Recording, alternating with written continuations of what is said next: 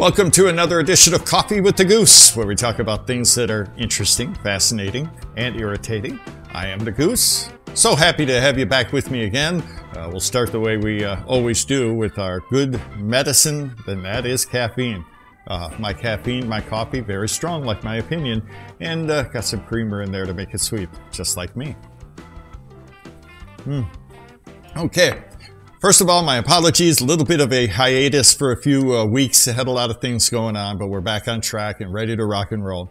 Here's one reason we didn't have a show for a few weeks. I was in the Philippines. I was there for almost 2 weeks. I'll give you a very brief story without getting too personal. My father-in-law, my wife's dad, who's a great guy, had a stroke, his 4th stroke. He's almost 80 years old, so that's tough.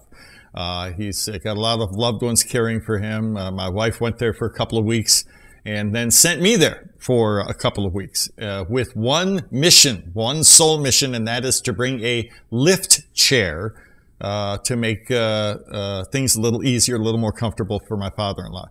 A lift chair is like any chair. It's a monster. And so I had to bring that along, and everything went smoothly. Very briefly tell you about the trip going there. Flew to Dallas. My carry-on luggage wouldn't fit in the overhead bin, so the flight attendant, God bless him, said, "Here, I'll take that and we'll check your luggage." I said, "Okay, that's cool." When we landed in Dallas, he says, "Yeah, it's over on the carousel." I said, "Okay, thanks, I appreciate it." It wasn't there. Went to talk to the airline people, and they said, "Oh, not to worry, it's on its way to Korea." No, it's got my passport. Don't do that to me. So, panic number one. We tracked it down, thank God. Flew to Incheon, or Seoul, South Korea, and then I brought that monster chair box to the airline there, and they said, "No, can't take it, too big." Oh, nervous breakdown number 2. I pleaded with them. I'm halfway around the world. What can I do now? Begged, and finally they said, "Okay, we'll do it for X amount of dollars." Okay, fine. We got it there. No problem.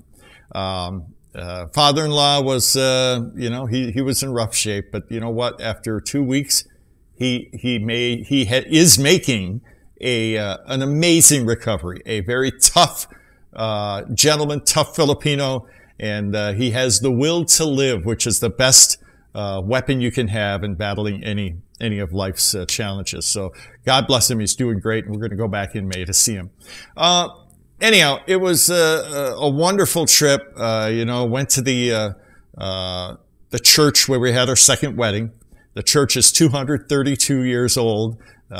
Built during the Spaniard colonial rule, and it's a beauty. It's an iconic church. Went to mass there, and great experience, and I really enjoyed that. Visited with a couple of social workers over there. I'm into social work now, and these young people, hearts full of gold. They're helping out young teenagers who have lived a life of crime. And they need help. They need patience. They need guidance.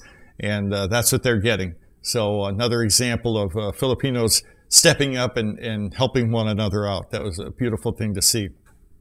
Went to cockfighting again, rooster fighting, for those of you who are not familiar. And it's a big show.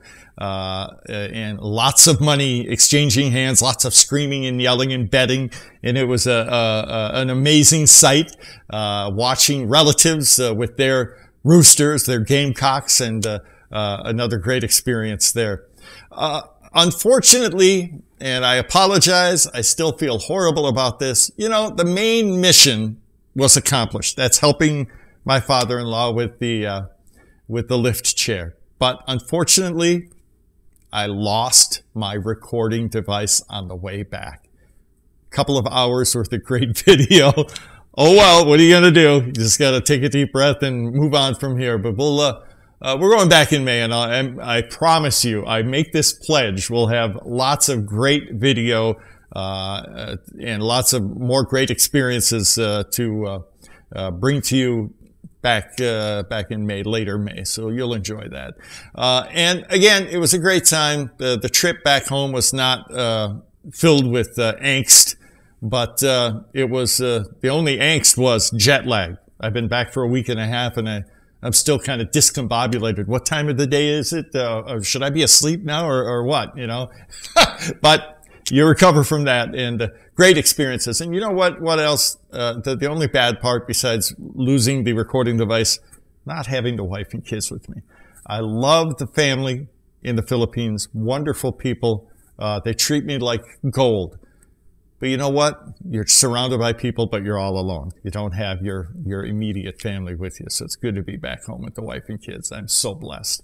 And good to be home and good to see my father-in-law doing well. God bless you, Roberto. That's it for this edition of Coffee with a Goose. Thanks so much for watching. Many, many thanks to you folks for subscribing. We have many more programs to come. Thanks for watching, and you take care.